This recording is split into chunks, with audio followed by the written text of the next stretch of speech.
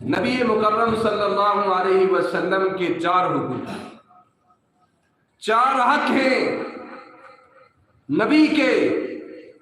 ایک حق ایمان ہے کہ ہم ایمان لائیں وَأَشْهَدُ أَنَّ مُحَمَّدًا عَبْدُهُ وَرَسُولُهُ کہ محمد کریم صلی اللہ علیہ وسلم اللہ کے بندے اور رسول ہیں۔ اس بات کا زبان سے اقرار، دل سے اس کی تصدیق کہ نبی مکرم صلی اللہ علیہ وسلم آخری نبی ہیں، آپ کے بعد کوئی نبی آنے والا نہیں ہے، آپ پر نبوت کا دروازہ بند ہو چکا ہے، آپ آئے تو سب سے آخر میں ہیں، لیکن آپ امام الاولین والآخرین ہیں، آپ امام الانبیاء ہیں۔ آپ کے لیے اللہ نے ساری کائنات کو بنایا، سجایا، سنوارا، اور اللہ نے احسان عظیم کرتے ہوئے ہمیں آخری نبی کا امتی بنایا۔ ایک حق یہ ہے کہ ہم اپنے نبی پر ایمان لائیں۔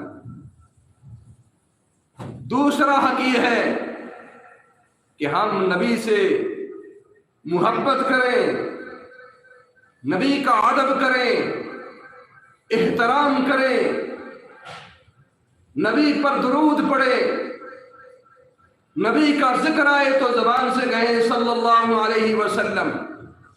جب بھی نبی مکرم صلی اللہ علیہ وسلم کا ذکر آپ کے سامنے ہو، آپ نے کیا کہنا ہے؟ صلی اللہ علیہ وسلم۔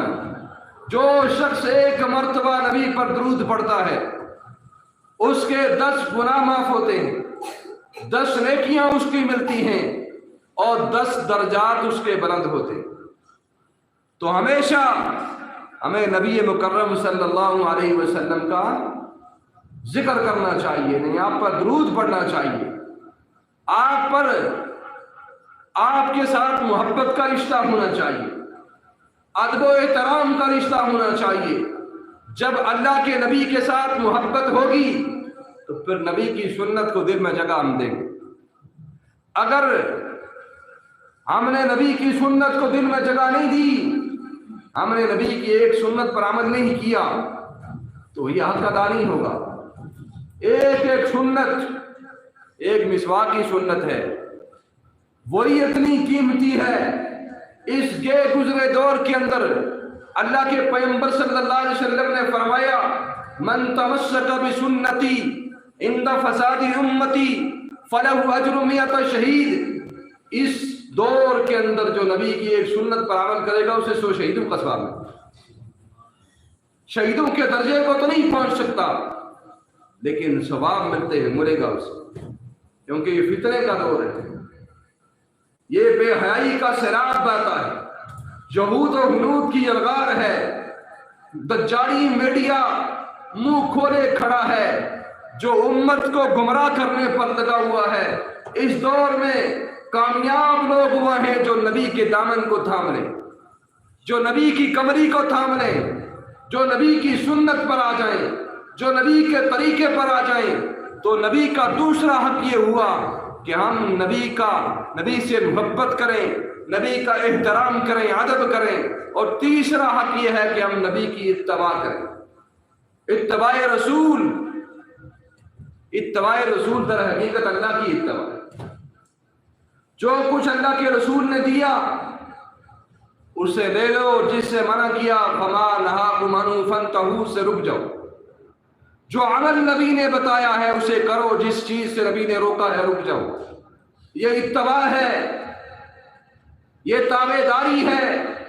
جیسے ایک بیٹا باپ کی تابع داری کرتا ہے، جیسے ایک بیٹا ماں کی تابع داری کرتا ہے، جیسے ایک شہری، ریاست میں رہنے والا شہری اپنے قانون کی اتباع اور تابع داری کرتا ہے، ایسے ہی ہمیں عمل میں محمد صلی اللہ علیہ وسلم کی تابع داری کرنی ہے، اتباع کرنی ہے۔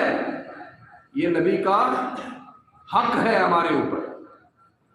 اور چوتھا حق، آپ صلی اللہ علیہ وسلم کی نصرت کرنی۔ اس سے مطلب یہ ہے کہ آپ صلی اللہ علیہ وسلم کے دین کی نصرت ہمارے اوپر حق ہے کہ ہم اللہ کے نبی کی سنت کو آگے پہنچائیں۔ ہم اللہ کے نبی کی سنت کو غالب کریں، ہم اللہ کے نبی کی سنت کو معاشرے میں جگہ دیں، اپنے گھر کے اندر نبی کی سنت کے لیے جگہ بنائیں، اپنے محلے کے اندر، اپنے شہر کے اندر، اپنے علاقے کے اندر، ساری دنیا کے اندر نبی کی سنت کو رواج دینا، یہ نبی کی نصرت ہے، نبی کے دین کی نصرت ہے۔ ہم اعلان تو کریں، ہم زبان سے تو کہیں کہ ہمیں رسول اللہ سے محبت ہے، ہم نبی کے عاشق ہیں، لیکن نہ نبی کی اتباع کریں، نہ نبی کے دین کی نصرت کریں، نہ نبی سے محبت و احترام کا رشتہ ہو، تو یہ دعویٰ پھر صرف دعویٰ ہی رہے گا۔ اس لیے رسول اللہ صلی اللہ علیہ وسلم کے 4 حق آپ کے سامنے رکھے ہیں۔